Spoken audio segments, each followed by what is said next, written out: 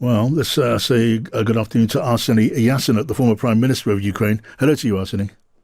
Hello, John. Hello, Uh, pleasure. it's good to have you here. You would have listened to the president's speech in Davos. What did you think? Well, frankly, nothing unexpected. Even the thing that he was very clear that the United States is not eager to militarily invade Greenland is not the news. Because look at the public opinion in the United States. The majority of Americans strongly object and deny this very idea to invade Greenland, which is actually the part of NATO. In terms of Ukraine, so he was very clear, saying that the war that Russia waged against Ukraine is not of his business. He believes that this is the business of the European Union.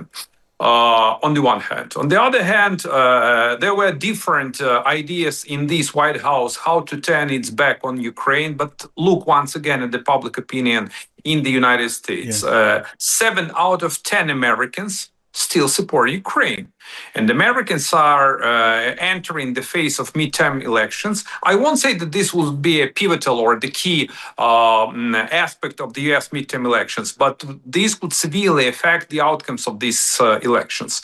So, on the one hand, he says it's not our business. On the other hand, he believes that his special envoy is to head to Moscow and to cut some kind of deal. I have doubts about.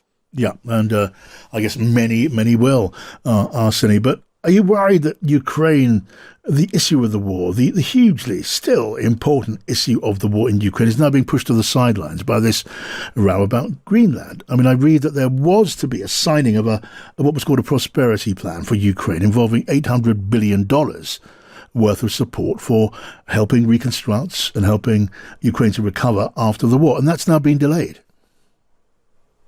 Yeah, you know what, John? I'm really concerned about this chaos that is unfolding right now in the world. So there is no longer this preferable global order that we got after the World War II. And I have slightly different take that President Trump has on NATO and on the role of the United States. My take is that the US actually benefited a lot from this kind of global order but they are on the way to dismantle this kind of global order. Yeah. In terms of Ukraine, Secretary Rutte, NATO Secretary General Rutte, he was crystal clear saying that the most important issue right now to be resolved is the war of Russia against Ukraine. And that's true, that as of now, Ukraine's case has to be slightly on the side. But look, this is the biggest challenge for the global for the remnants of the global order. And once again, this administration has to realize that it's in the national security interests of the United States to take its part and to do everything they can, and they can a lot. They have a lot of leverage, they have a lot of tools to urge Russia to stop the war. In terms of these $800 billion, let me be very frank, John. It sounds me a kind of fantasy world. First, we need to stop the war and to get a durable and just either ceasefire or a peace deal. And only afterwards, we can elaborate on different types of prosperity plans and the rest of the stuff. Because as of now, it smells like, some kind of dream that won't be delivered unless Ukraine gets real security guarantees. And unless we are ready to press like hell on Russia to stop the war. Yes. I mean, the president's team, Arseniy, seem to be saying that we're very close to a deal, very close to a peace deal. That's just not true, is it? I mean, President Putin seems to be sticking to his maximalist demands. We've now heard from the president himself in recent days that he considers that President Zelensky and not Putin are delaying, that Zelensky's delaying a peace in Ukraine, which is, of course, not the case. And he's not applying, as you say, the pressure. So it's just not true to say we're close to a deal because we're not. As I remember, FT made a report a few weeks ago, and they provided the data that President Trump made a flip-flop on Ukraine's Russian war around 19 times. So now we can count 20 times. The thing is that the president sends his envoy to Moscow. And both Witkov and Kushner will head to Moscow on Thursday. As we've discussed in this very program with you a number of times, I usually stick to the same idea that this is a kind of sham talks. It's a smoke and mirror strategy of Russia, just to drag their feet and to drag us into a never-ending talks, while Russia is just trying to freeze Ukraine, while Russia, with an aerial attacks on Ukraine, made a blackout in Ukraine. And look, yesterday in that very office I am sitting right now, it was around 9 degrees. Yes. And there was no heating. No electricity, no sewage system in operating, and no water. So, but thanks God, Ukrainian men and women, not in the military uniform, but in this infrastructure uniform, managed to restore everything in 24 hours. Yes. But Putin won't stop.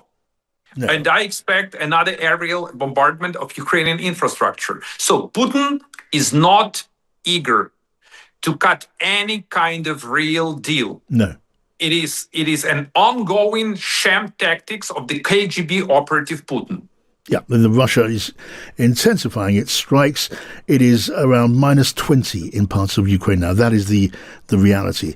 For some reason, thanks God, it's slightly warmer today, and the temperature is going up. So that's the bad news for Russians and the good news for Ukrainians. Well, okay, but I'm glad to hear that. I suppose as far as it goes, Arseniy, President Trump, for some reason, believed that Volodymyr Zelensky was in Davos. He said twice on the platform that he was going to meet him today. Actually, President Zelensky is in Kyiv. Should the Ukrainian leader have been in Davos? Might that have been useful, if only to demonstrate the point that he is reaching out to supporters and friends there, he's making connections there, and it draws a contrast with the support that he's not getting from President Trump? I think that there were different ideas on the mind of President Zelensky. On the one hand, it would be important to go to Davos and to have a bilateral meeting, both with President Trump and other European allies. On the other hand, look, Ukraine is under heavy attacks of the Russian Federation, and Ukrainian people need to see their president in Kyiv. But on the flip side, I am not sure that this kind of trip to Davos would bring real deliverables for Ukraine. So my take is that it's better to stay in Kyiv right now and then to go to Munich Security Conference and to be very vocal. And in order to provide and to get some kind of real deliverables, first we need to receive the outcomes or the results, to get the take what's going to happen in Moscow. All right.